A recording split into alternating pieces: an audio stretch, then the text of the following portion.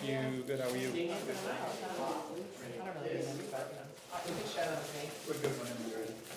We're good? We're good. All right, we're gonna get started. We'll start with the pledge. I pledge allegiance to the flag of the United States of America and to the republic for which it stands, one nation, under God, indivisible, with liberty and justice for all. Welcome, everyone. Hope everyone had a good 4th of July. Wonderful parade.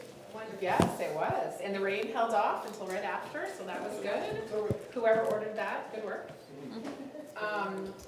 We do not have to sign payroll and accounts payable today because of the holiday. It was signed Monday so that we could pay our bills. So we will skip that for tonight. We have the consent agenda. It's a pretty short consent agenda because of the holiday, containing the treasurer's report and building permits. I will take a motion to approve that. Moved. Second. All in favor? Aye. Aye. So that's a pass. We have public comment up next. As always, if people have public comment, if they wouldn't mind coming up to the front so that we can catch your comments on microphone, that would be great. And do we have anyone interested in public comment? If there's something on the agenda, are we allowed to talk to it during that? Yeah, I so- to do it now. Well, what we prefer is to have anyone who has public comments on what's been posted in the agenda to comment at the beginning. It tends to work a little bit better to get people's opinions and concepts out in front of the board before the board takes up the issue. So that's kind of a change that we've made in the past, 4 or 5 months. We certainly, if we have a topic that has multiple people involved, we can bring them up. But that's one of the reasons we post the expanded agenda with all of the information in advance so that people can kind of peruse it, think about it, and if they have a comment, they can bring it to the board before the board discusses or deliberates anything, so that public comment happens sort of in the right direction for the board, if that makes sense. That's how we've been doing it. It's been working pretty well, I think. So if anybody has comments on anything that's on the agenda or on the attachments to the agenda, now would be the time. And it looks like Letty does. Letty Bedard, Middle Road. I know Bob's not here, but I'm still speaking on behalf of myself and not as a member of any committee I happen to be on. I saw that there is a proposed amendment to something. What is the amendment to? The Selectboard handbook. Oh, this is something written by Paul, I believe, for the Selectboard handbook. Is that available to the public anywhere? I have it in my office, a hard copy, if you'd like to request a copy. Okay, is there a way that could be, oh no, I have one in the packet. Is there a way the handbook could be publicly available, like as a PDF on the? I would think so. Post it onto your page on the website, if I would you'd think like. so. Okay. It's not confidential. It's No, just that's fine. policies and procedures. I spent a little time looking to see if I could see what the changes were. Yeah. And I couldn't find it, so I was just curious. Yeah. So, awesome. Thank you. Next, come on. So mine's related, I wanted to know who drafted this amendment, when it was drafted, why it was drafted, and why it was not, put into place before the recent appointments. We'll discuss that, I think, when we get to that on our discussion items. It was drafted by Paul just this week, I believe, but we will discuss why he brought that forward when we get to it on our agenda. Okay, and when you also get to it, I would like to know bullet point 5.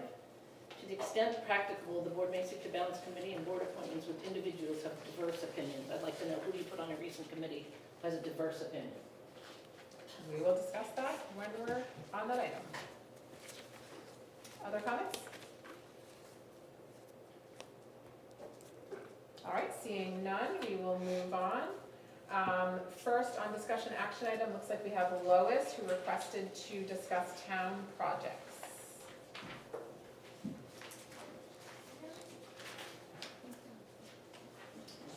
Look at your fingernails. So cute.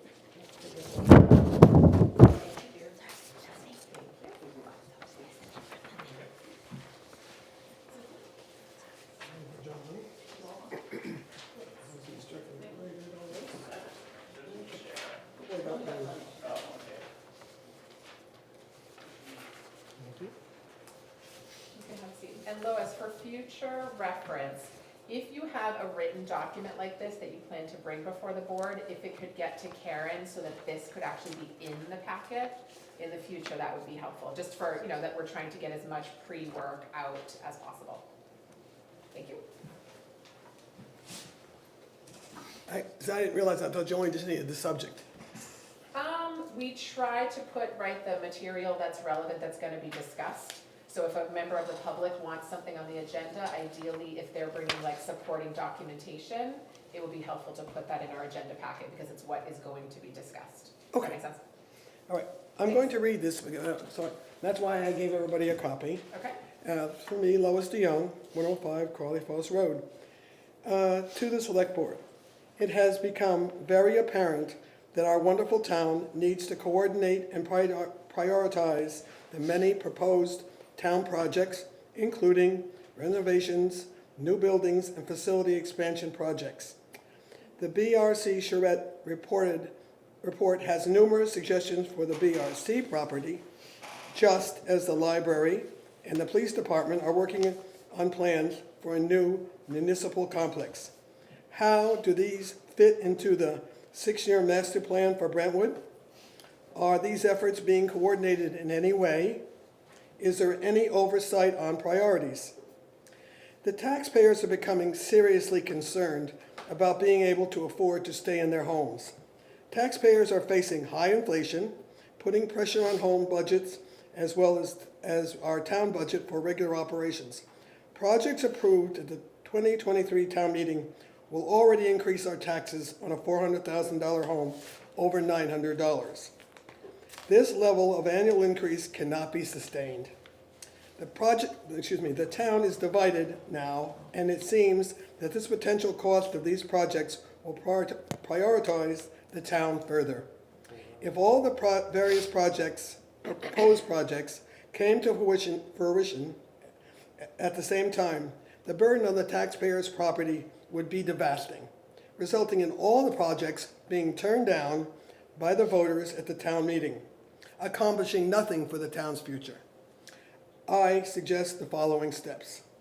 The master planning, the economic development, the municipal complex, and the budget committees, plus library trustees and the recreation board, start having joint meetings immediately to communicate and establish priorities for the Brentwood for these huge projects.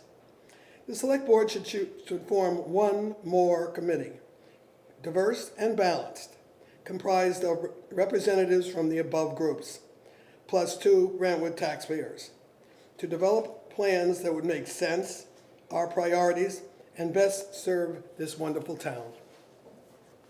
Thank you. I'll be happy to speak to this first and then turn over to the rest of the board. I think your comments at the beginning about multiple different projects and prioritizing them is very, very timely, because one thing this board has been talking about with the BudCom and the planning board is the capital improvement plan that you, I think, are referencing when you're talking about the 6-year plan. The capital improvement plan, I think all of us feel needs to be reinvigorated, and there was a good joint meeting between BudCom and planning board, I think I have that right, I attended, about reinvigorating the CIP project and that it is a very realistic sort of wish list of everything that people are looking for in town, and then using it as a prioritization document. Some discussion at the planning board about potentially making, I think they did make a subcommittee specifically to work on the CIP. So I think we're all on the same page that when you have a lot of different competing projects, you have to have one overarching document that includes them all, or else you're just gonna fund one and totally forget about another one, or you're gonna fund one that should have been 6th on the list instead of 2nd on the list. So I think we're all on this page, and I actually think a lot of this is already happening. The particular, in town. the immediate, because I'm actually on the police committee, and I've been going to all of the others, so I'm very familiar with what I'm referring to here. What happens is everybody, our towns, as no one would, I don't know what the right word is, you kind of disagree with, we're very divided. And right now, what's happening, they're polarizing. I'm gonna go for the police station. I'm gonna go for the library. And it's only gonna make the situation, which we've already got, worse. And I think they need to work together, because certain things like are maybe more important than others, but because there's only so many dollars. And we have, our tax situation is becoming, particularly those of us on fixed income, seniors and people, there's no spokesperson for them. Everybody on boards, they're all working, they can adjust to this. Though many of us, that's not the case. And I decided that we needed to put it together and put it out there and get those committees somehow working together. Yeah, I think I agree with your base suggestions, and I actually have seen it already starting to happen. I think I would push back a little bit. I think anything that gets approved by these various boards, including our board, goes in front of the voters, right? So. Oh, yeah, it has to, So of course. so the voters have this, every voter that shows up at town meeting has the exact same voice in what gets funded and what doesn't. But when your warrant But- articles, in this case, I see next March, I see 4 warrant articles, literally. And that's no priority. That doesn't tell the people, unless you're like what I was on the budget committee, you know exactly. The Joe average person doesn't go to every budget committee, they don't know. I sat at the last town meeting and I watched the people next to me. We, on our committee, we knew. Most of the taxpayers didn't know about the fire department. They didn't know, these things they didn't know. And as a town, bodies, I think that we have a responsibility to have some kind of, Yeah, and participation. actually, I'll reflect back on that again, because another thing that I heard BudCom talk about, and with communications committee, is better voter education. And I believe, if I'm right, Letty, I think that the plan was to work together to make a voter pamphlet. And I think if we get the CIP in a good place, that should be communicated to voters, right? So when a voter shows up to town meeting and decides what they want to vote on, they do need to have some insight into, here's the long list of potential costs over the next 6 years, and they are gonna make their own prioritization with their votes, right? So I think I'll let the rest of the board speak, but I'm in complete agreement with you that we need better transparency about long-range planning, like when do we need a new fire truck? When do we need to rebuild a certain building? When does a building need a new roof? Like, if you don't plan ahead for that, it doesn't go well. Well, and I So agree think 100%. we're on the same I agree page. with you, what you're saying, but the immediacy of some of this, because most of these 3 things, the police complex, the library, the BRC, and we won't even go into the CC, the land, I can't get the right words, I'm not good at words. Conservation Committee? Yeah, that's a lot of money that could very well be being spent, because that money has been allotted. So if they needed that money, all those things are immediate. They're actually out there, they're looking into getting it onto the next town meeting. So I think they need to be addressed more readily than just a general plan. They need to be, those committees need to work together. Well, and I'm not gonna speak for the charrette representative, because I attended that, but I'm not involved in the background. My understanding is, I don't even think that final report has been published, and my understanding was, that's a long-term first step Yes, plan. but and I've been we'll going have to all see. of them, and John Morgan really, he talks about some very immediate plans. Sure. And that'll come expensive. before And these also, committees. the other problem being that we're talking about the same land. The BRC and the fire department and the police department are in that same piece of, so if they're not working together, and I speak for many, Sure.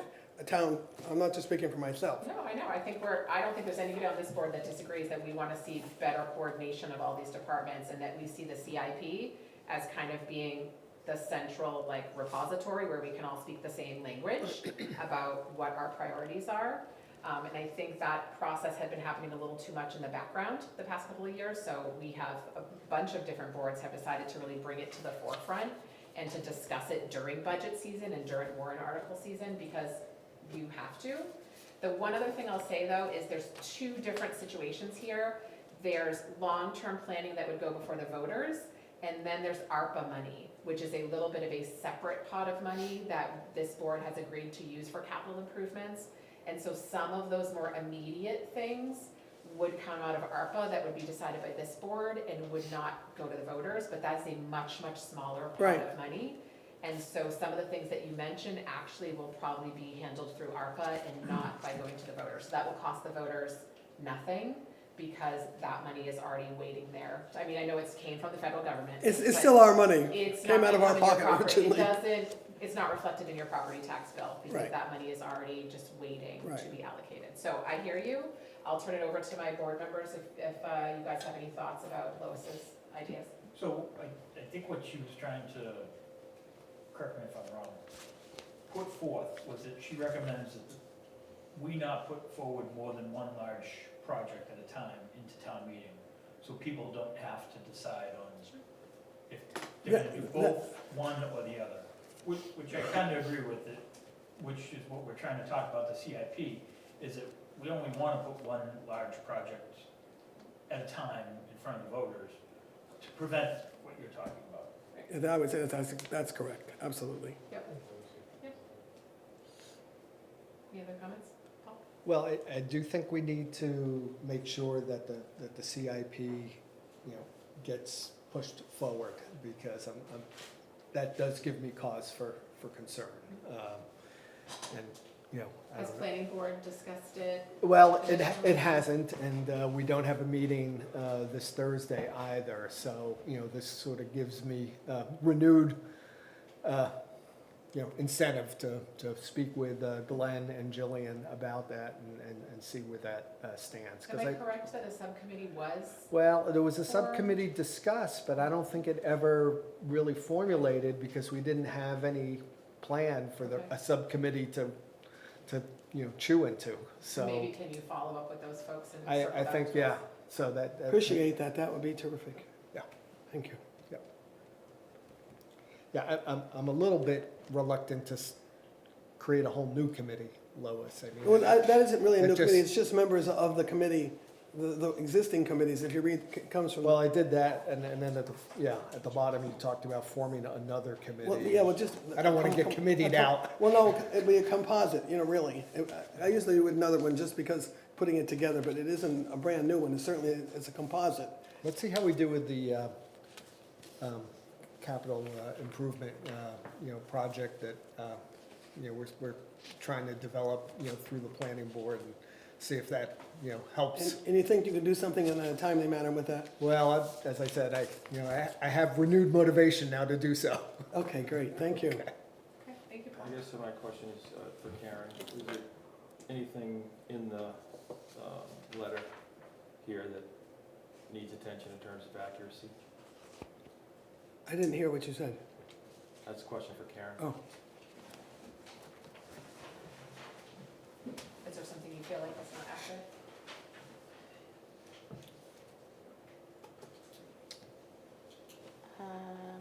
Well, I would say it's in the second paragraph where it says projects approved at the 2023 town meeting will already increase property taxes over $900. I think that dollar amount is based off of dollars that were approved, but it doesn't account for what's actually expended or revenues, or dollars that is from your unassigned fund balance that may be used to buy down your tax rate. So I think that's a high-end estimate, not necessarily what would be coming to fruition in November. Could you hear that answer? yes, but I got the numbers from the town report, so. Right, but you understand what she said? Yes, I do. I think actually that's something that I hope when we do our voter pamphlet, we can do a better job of educating people, that what we present to the voters is a budget, not there's no revenue reflected in that, right? So the $1 million that we make from like car registrations and stuff is not reflected in that. And so the budget number is never what a homeowner is going to pay, because it's only the cost side of our finances. It doesn't reflect revenue. It's just the cap of what we could possibly spend. I am very familiar. So, I I think- spent I think a the number of average years in the voter- budget You were committee. on the budget Yeah. committee, you would Yeah, know that. I Thank you, understand, Karen. I totally appreciate understand that. Thank you. But if you do your homework, you're gonna find out that that's pretty close to what's gonna happen. For the, well, we'll see. We'll let you know when we Like I see say, the I've done- November tax rate. I've done it a We'll let lot you of know. times, so, We shall let you know. okay, Thank you. thank you.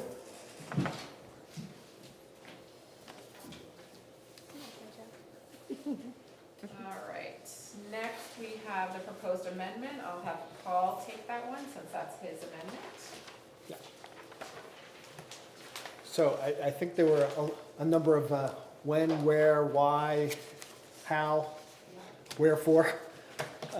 So when this was put together, I'd have to go onto my computer to tell you exactly when it was drafted, but it was within the last week or so.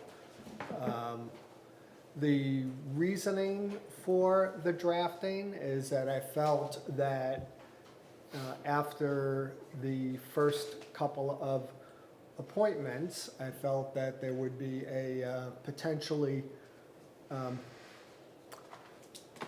improved process, and I think that when we had originally approved the handbook with the original policy, we spoke about it as an evolving policy and one that we would see how it goes and see how it works. So after the first couple of appointments, I felt that I could try to make some improvements. In fact, I think there was almost, in effect, an invite to do so. So I drafted this, which would be replacing paragraph 2 of section R at page 11, which deals with the appointments. And the two major points.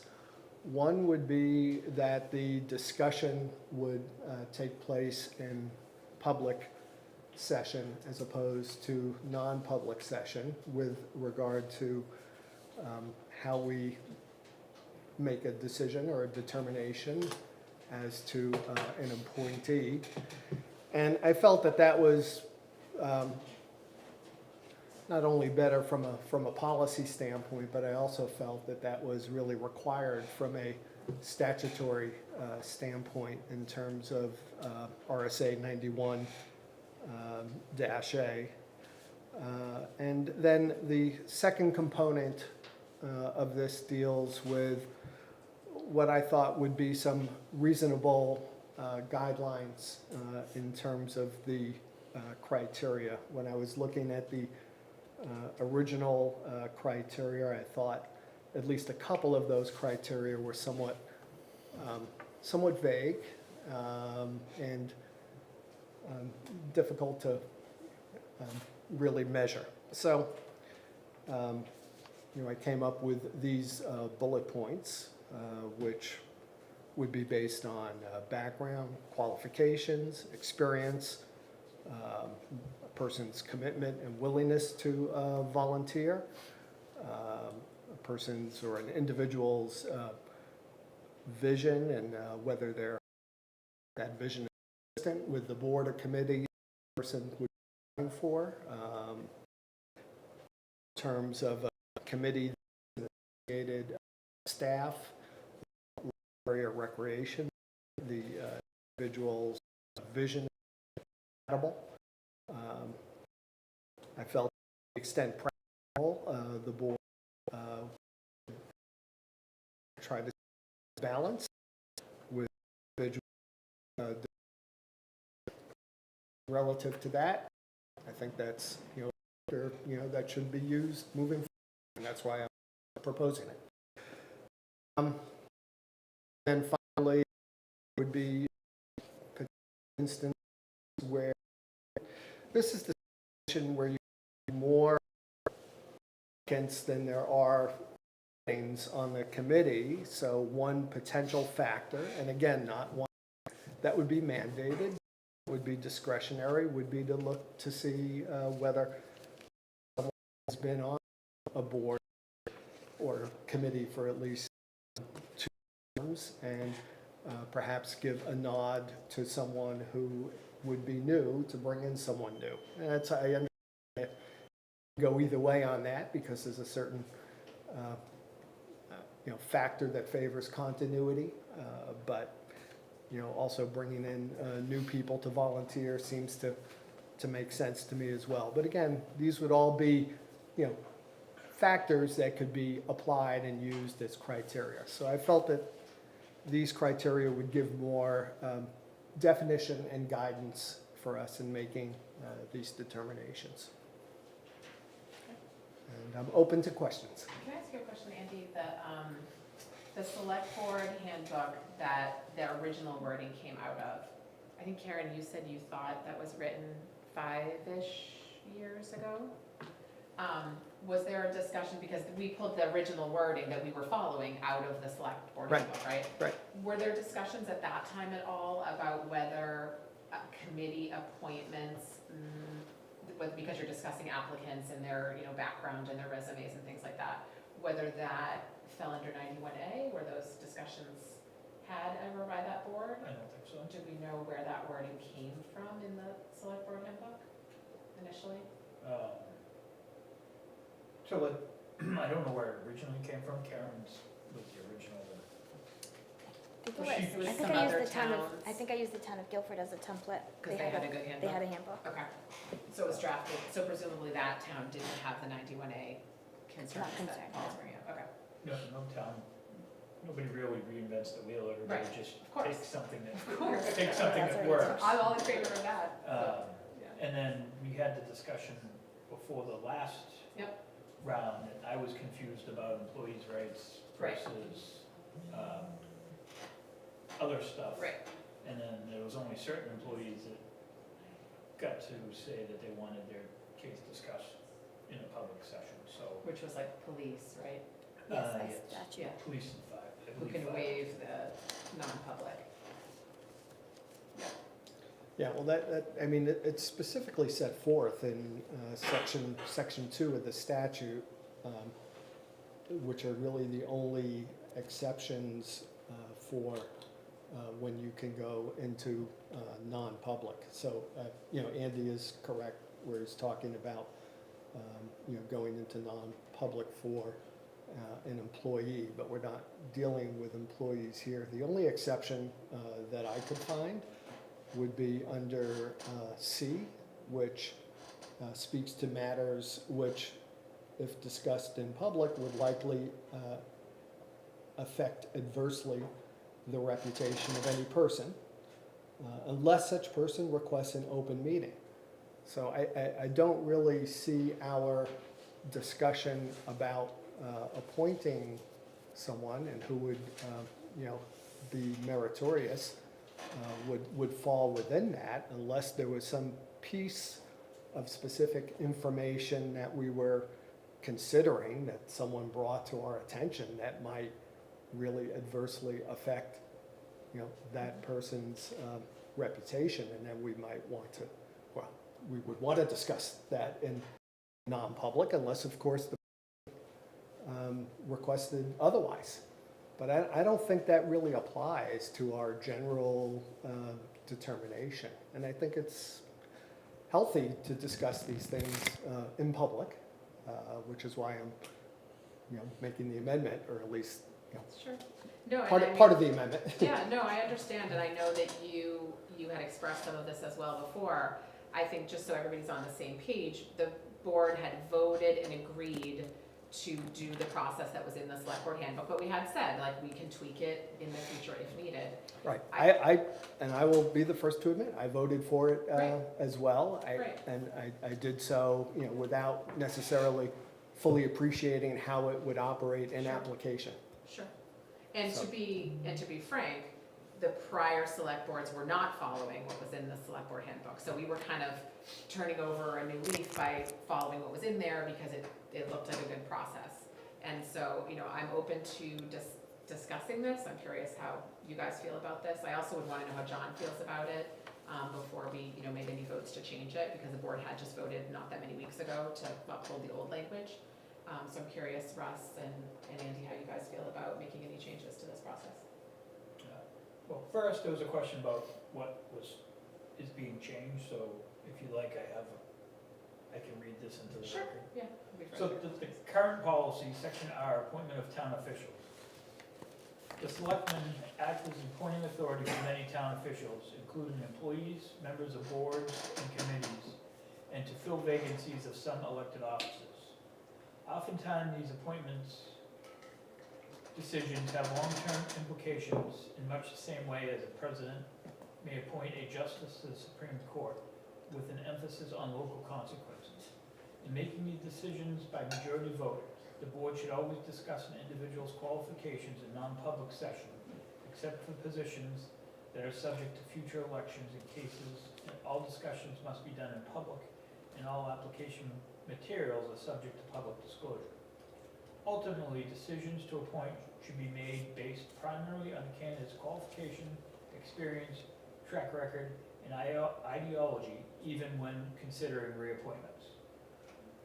So that's the way the policy stands now, and That was we didn't edit it, I don't think, right? I think that was the original wording. We just edited some of the timelines about when people Yes. needed to put in applications. So that's the original wording from when the select board handbook was first Oh. put into place.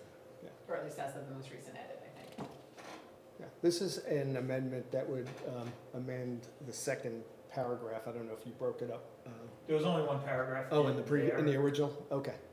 In the book, it's the second paragraph that, I'd be seeking to amend. I felt, my criteria that I put forward did not include neither track record nor ideology. I just felt like those were vague terms that could be better defined.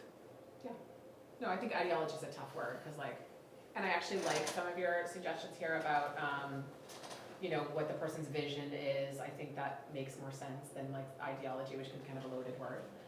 So I'm not opposed to that. I'm not sure how I feel about the 91A discussion, because I think when you're talking about 91A reputation, to me, that can cover a lot of ground.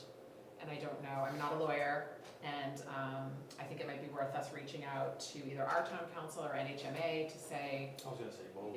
what do other towns do? Do other towns have this under 91A? Because I think, in my opinion, that's a part of 91A that I think is tricky. Vague. Vague, yes, there's a lot of vagueness there. And I think that we probably want some clarity on the legality of, Part C of 91A and whether this falls under there or not. I know you feel that it doesn't. I'm not quite as clear. I don't know how the rest of you guys, you feel like it's vague, Andy, so it's hard to say. Yeah, I mean, I'm always a advocate of discussing public what you can and what has to be, very limited Yep. reasons of going into non-public, so New Hampshire municipals would definitely be a cheaper Yeah. way to go with this, and then See if they're after we guidance. write it, we could probably let our attorney take a look at it to make sure that they're good with it, or whoever's gonna defend us in the libel suit afterwards. To make sure that they're good with the language. Because Primex may wanna take a look at the language, whether, Primex won't look at any right-to-know request information, so I can run the question by NHMA at no cost, but then if you want a review of the policy change, that would have to go to town council. Talking about my proposed amendment? yeah. Right, I think so okay. I'll ask the question first, and then you guys can discuss it before we start spending money. Yeah, I think some clarity on 91A would be helpful, because I agree with Andy. I think that as much as can be discussed in public should be, but then I also think about when we get applicants for, town positions, when we're discussing people's tax liens, all of that is done in private for reputational reasons. And these people who submitted their resumes and their information, those were not made publicly available, right? And so do we necessarily want all of that to be publicly available? I think there's probably some pros and cons, and I would think that guidance on 91A would help me decide, what do the lawyers at NHMA feel? Do they feel that this is an appropriate use of 91A or not? I kind of agree with Andy, there may be some things that are better discussed in public and some things in non-public, but I'd like a kind of professional opinion on whether the vagary of 91A would cover this or not. I believe New Hampshire Municipals actually has a staff attorney that You deals do? with 91A. Yeah, I think they do, because they have a lot of questions about it, obviously. Well, and I think you would want to parse out appointments that are for, like, the police chief or the fire chief that are more considered employees than, Right. Right, yeah, the police is Uniforms. definitely a different category than committees. I agree with that completely. Russ, did you want to comment on this at all? Well, yeah, just to say that public or non-public, it doesn't matter to me. What matters to me, as with all these things, is what is the law, what is the guidance we get, and we'll go from there. So we'll take a look at it. I mean, I don't, I see both sides of the argument, and I think that's why we're having this discussion. So, we'll have to see. Just to circle back, Paul, I do like your bullet points, the way it breaks down the decision-making process. I think that will help. Yeah, I think some improved clarity. That's a pretty murky paragraph that was in there, which I think we all knew, and we wanted to kind of try it out. And so I think coming back and making some edits makes sense. I don't know, if we're throwing our opinion now about something that we're not yet gonna delve into, I don't know that I'm gonna agree with these bullet points, but maybe, we'll see. I think the last two are probably not gonna fly in my opinion. You know, diverse opinions, determining whether someone has diverse opinions. I mean, we're talking vague, you wanna talk vague, there you go. So their opinion's one thing one day, and then they get on a board and they decide their opinion's another. I mean, so, yeah, at some point, we do have to realize, we're talking about volunteer positions, we're talking about elected officials, right here, who appoint them. People voted this board into place, trusting us that we would make decisions that are best for the town. So now we go by, what we get told about 91A. Yeah, no, I think that makes sense. I think we start with the 91A question, we wait till John can review this, we come back and then go through this. And I agree with you, I'm not sure I'm 100% on board with all of these bullet points. I really, really like the one about like the vision being consistent, the goals. I think some of this is really good clarity.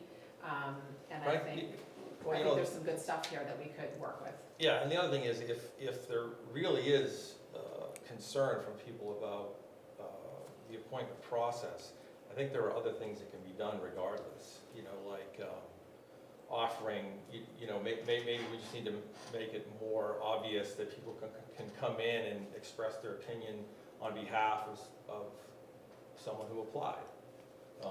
If they want to bring in a couple of character witnesses or whatever, they want to have their say, I don't know. If that's what the problem is, I'm not necessarily hearing that, but if that was the case, I suppose. Yeah, this does, one question. I thought the statement of interest is public, right? Were all the applicants posted, were all the applications and resumes posted publicly?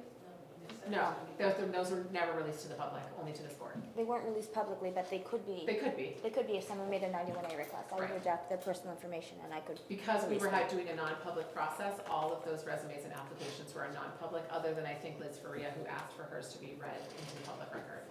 They were all non-public. And we could hash that out in the future, whether we think that's the right way or not, right? And I think that's something we discussed, of having more of a open Q&A before making decisions. Right, yeah, as we were going through the process, I know we talked about, maybe it would be helpful to have like brief interviews with these people. Like, I think we can continue to work on this process until it feels like it's the best version. Because I agree, I think what's in there is not the best version. I'm not sure this is the best version either, so I think hopefully we can come to a middle road. But I think for now, let's wait for John to get back. Let's ask NHMA whether they feel the 91A is definitive on this, because that'll help me decide how I'd like to move forward. And then we can circle back on this. Does that sound okay? Yeah, I mean, I'd point out too is that this, at the it says at the very beginning, at the close of the posting period, the board will review applications submitted and will provide the applicant with the option to meet with the board before a decision is Right, made. yeah, So I tried to, contemplate, that as well. I think, consulting with other counsel is perfectly fine. As I said, I think, Any other council? other like council. NHMA. I just didn't know what the other was. Okay. He is counsel, so. Paul is counsel. Right. Well, not for the board. Right. Yeah. I mean, he's a lawyer, but he's Right. not our lawyer, yeah. So I appreciate you taking the time to do this. I think there's some good stuff in here, so we'll start NHMA, we'll have John review it, and maybe take it back up at a future meeting after we hear back from them. Yeah. Okay, sounds good. All right, any other comments on that? Can we send in questions to Jen About what? about this whole thing, like, for You example? can communicate with the board if you'd like, send us an email. Sure. Yeah, I'm just curious, like, how you knew somebody's vision on the select board. if I they don't never think been to a anybody meeting. said that, Liz. That's, No, it says right here, whether the individual's vision That- is consistent. I think this is something Paul is suggesting for the future. I don't get this, I mean, you could speak for yourself, Paul, but I think she's asking what made you put this on here? Is there some No, scandal? no, underneath? maybe, Is but that how what you're does the asking? select board know, because somebody's never been to the meeting, whether, a meeting for whatever they're going for. Yeah, we're gonna, no, this is. Yeah, I don't think we need to get down this rabbit hole, Liz. We're gonna go put this off to a future meeting and And we'll is it take it different for forward. library and rec? That was my only other question. We're gonna move on, Liz. And by the way, all good questions. I do think that the next time we talk about that, we should, all that can come up. Agreed.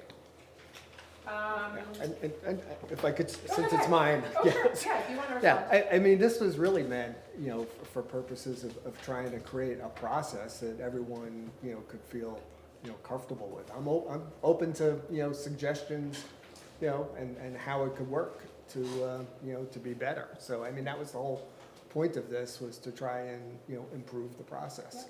So you know, I take, yeah. No, you know, I have no pride in my authorship here, so whatever, you know, works to improve this is, you know, works for me. And as always, if any members of the public have feedback that you want to get to the entire board, send it to Karen. Karen will make sure it gets to us before a future meeting. Don't send it to all of us, because that creates quorum issues, just send it to Karen. All right, next on our agenda, we have correspondence from Norma Fuller that we wanted to discuss. This is a little bit of a follow-up from a conversation that we had at our last meeting when Mark Young was here from Conservation Committee. And my understanding is that Mark Young has also received this letter, I He believe. has, and I emailed him on Monday to let him know that it was in his box and invited him to attend tonight's meeting Perfect. if he had the time. I don't He is not He's here. I think Mark's here, okay. I know you spoke to him, correct? Yes. Okay. The letter is in the select board packet for our agenda, so I'm not gonna read it out. But essentially Norma Fuller, who lives on Pickpocket, had sent a letter to both Concom and to this board indicating that she believes she is the piece of property that was being considered for conservation and was passed on. And her specific ask in her letter is to have a public discussion of this decision at the next Concom meeting, which I believe is next week. Am I right on that? To the 12th. 12th, on the 12th.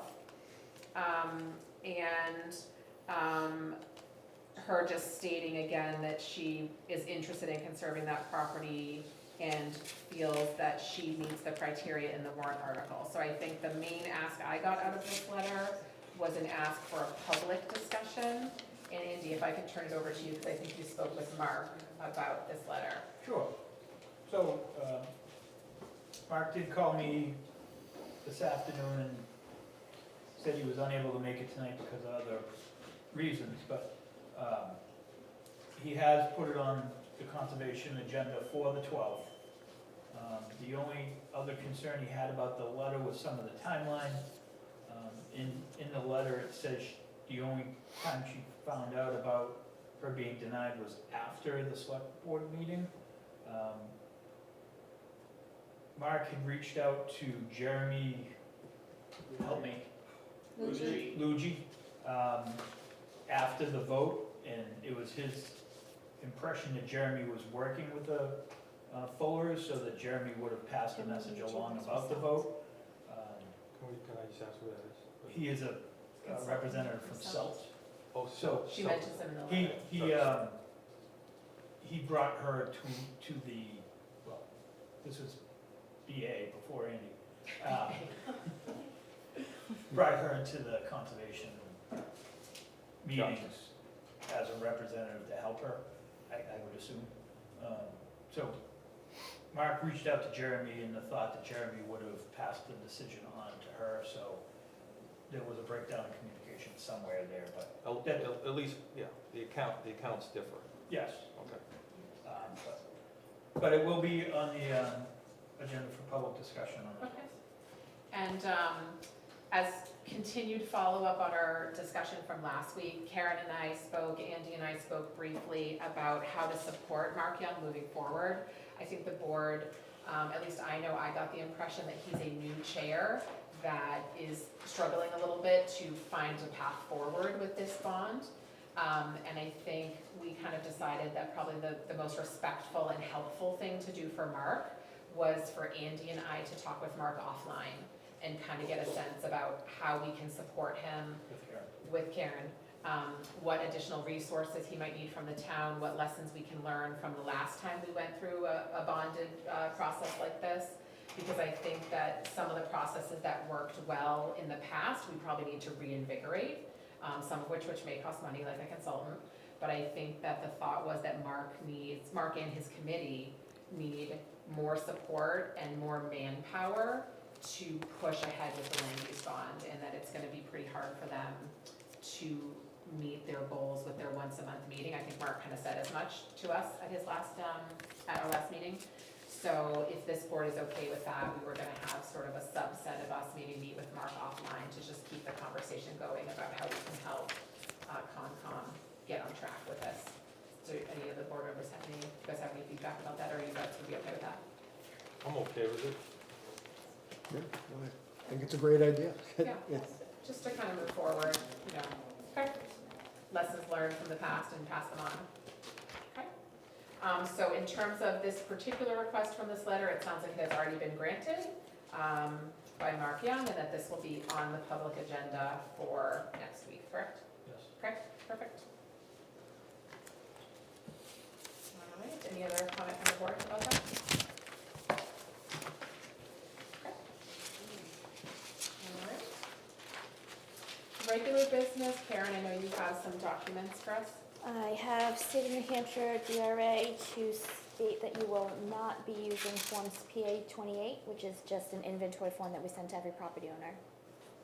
And traditionally, we do not use We do not those. use those. Okay. No, so we just need 3 of you to sign that. I'm sorry, Karen, couldn't hear you. Could you say that was again? The property inventory forms stating that we will not be using them for assessing purposes this year.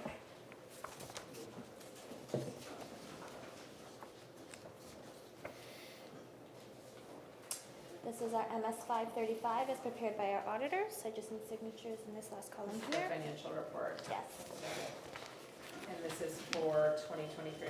yes. And we completed our audit last week and it went swimmingly. Good, so good audit. It was a good week. All right, we like that. Good audits are good. Okay. I have a license to operate and maintain a motor vehicle junkyard, and this is for Bob's Heavy Equipment. So the last license was issued in 2020, and it expired March of 2022. After that time, Mr. Webb has passed away, and his wife is named the successor trustee. So this is her new LLC with her as the trustee, and just renewing her license. And the Under her same name. type of business that was Same being type done of business. prior. Yep, and it's within the 2-year window for her to meet the criterion. for Okay, her to and pick it's that gone back up. through all the necessary other processes Yes. for approval. Any questions about this one from the board? Do we still need all signature? or That only needed 3. were enough? Okay. Yeah, that just needed 3. Any questions about the junkyard permit? No, but you should be doing motions on all the paperwork. Oh, yeah, sure, I'm just signing them. I'm just signing away, why do we need a motion? So I'll do a motion You on wanna do signing all the 3 PA together? 28, Second. All in favor? Aye. And I'm an aye.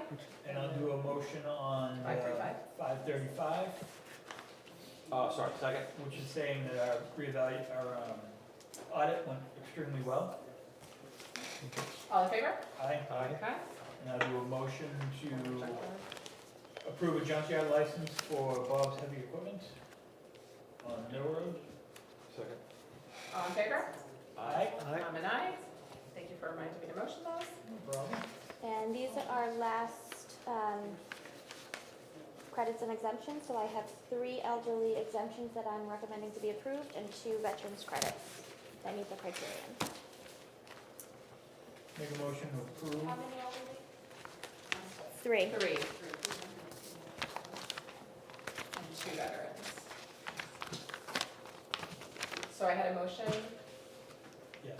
we have a second? All in favor? Aye. On the exemptions, aye. Aye. And I'm an aye. In 2022, we had 8 residents that qualified for the elderly exemption. With the new income and asset limitations that were approved at town meeting, 9 new residents qualified. In addition to, so there's a total of 17 elderly exemptions It's in the packet that you have. that are granted now.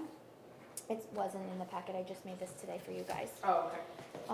So last year's exemption amount was $840,000 as stated on the MS1, and the 2023 exemption amount for elderly exemptions only is $2,715,000.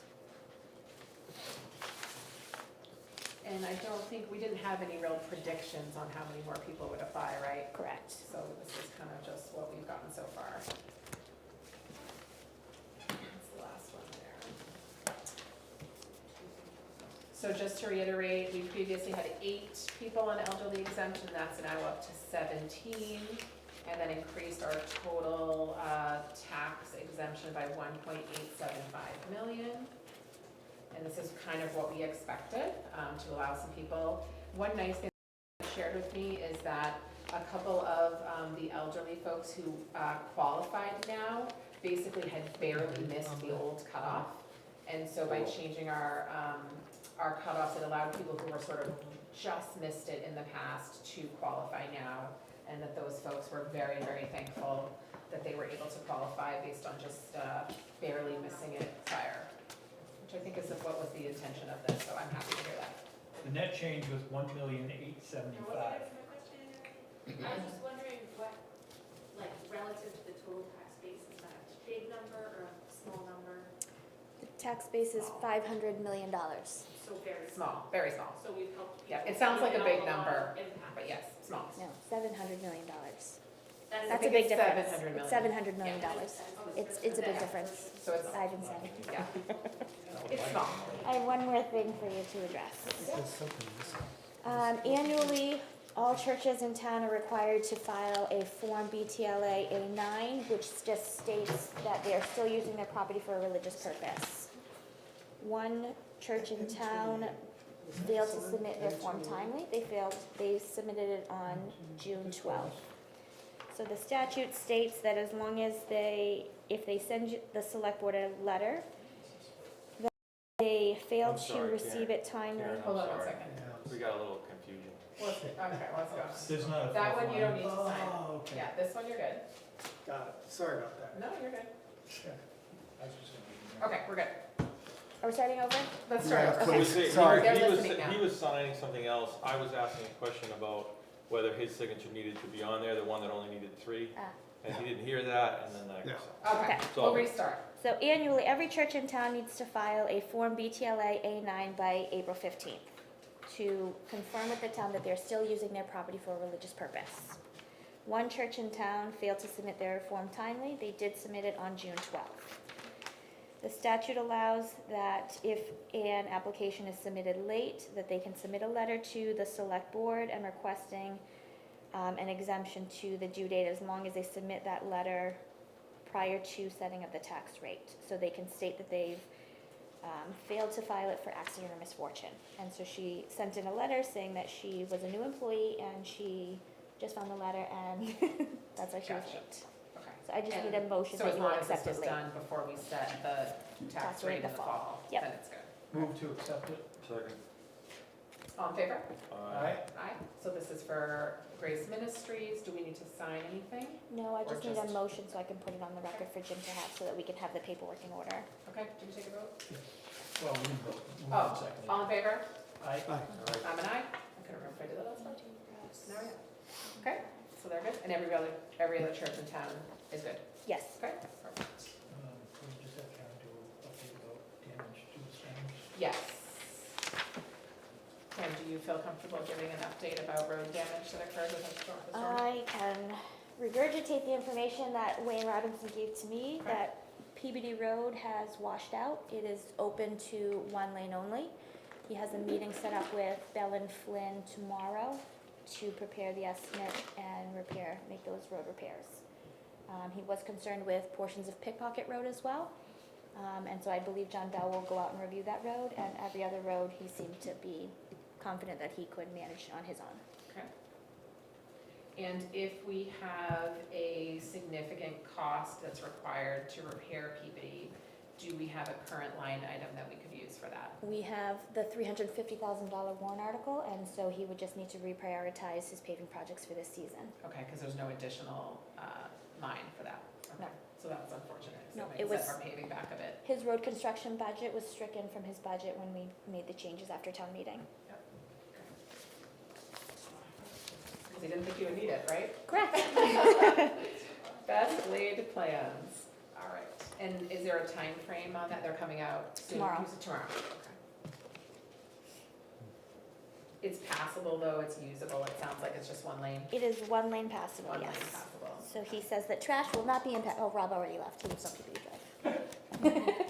So the trash will get picked up. All right. Do you have anything else for the board? I don't. Okay. We'll turn to committee updates and board member updates, and we'll start with Andy. I have nothing. Okay. Russ, do you have anything? Yeah, I mean, other than, just real briefly, we had a site visit over at 335. It looked like they were making some progress over there on 335 Route 125. Right. Is that Dave Roberts? That was the carnival. Carnival, right? yeah, and the new owner That's the cool was one. over there. This is a planning department doing the site visit that we said? Yeah, Okay. yeah.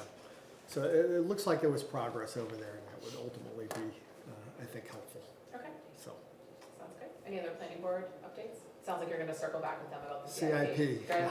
Sounds good to me. I like it. Got that. One committee question that I had is we had previously talked with Rick from the Energy Committee about circling back to us about buying out our revision. And he had said he thought they could get to that pretty quickly. I don't know if either one of you guys have an update on timeline from that committee about when they're gonna come back and speak to He's us. been working hard. He has been working They're working hard. on Like, it? he's Okay. flooding my inbox. Yeah. I know, I just got a couple He's very- emails from him, Yeah, but, he's very detail oriented, There he which is. is what you want. okay, Yeah. so probably in the near future. I know he Yes. said that they didn't think it would take them too long. Yeah. Okay, Yeah. so we're still waiting on that. Over and above, he's going over, so Okay. for sure. Okay. The other committee thing that I think I just want to put out to the public is we did get a piece of mail from the library, which is sort of an interim update of how their fundraising is going, and that it's going like really, really well. And they're kind of on the cusp of being able to announce some big fundraising wins that they've had. So I eagerly stay tuned for that because I'm really impressed. And Janice wants to be on the agenda next week apparently for that, so maybe we're getting an update, or next meeting, so maybe we're getting an update soon. And just to throw out for anybody who's not aware of it, that one of the fundraisers that the library is doing is raffle tickets for a week trip to Florida and a really cool like Brentwood business gift certificate thing. So if anybody's interested and feels lucky, go to the library, buy some tickets, that'll help raise money. And lobsters, yeah, I think Wayne's donating It's only lobsters, 2 right? days. Ward, sorry, Ward. We should put them for so- whatever office litigation. Wouldn't it be 10 so lobsters, fun? come That on, would you gotta be buy a raffle fantastic ticket. to So have if you over haven't, buy a raffle ticket. So how long's the raffle going for? To the end of July. End of the month, okay? So you have to the end of the month to buy your tickets. I have no updates from the school because they're on recess for the summer, and I don't think I have anything else. Are there any other matters for anyone to bring before the board? Russ is so excited because it's 6:59. And we're not gonna go to non-public, right? Nope. I'll take a motion to adjourn. Move. Second. All in favor? Aye. I'm an aye. 6:59. Okay. Is there any truth to the rumor that, Must be John right now. Right. is there any truth to the rumor that the raffle, part of the raffle is you can win a free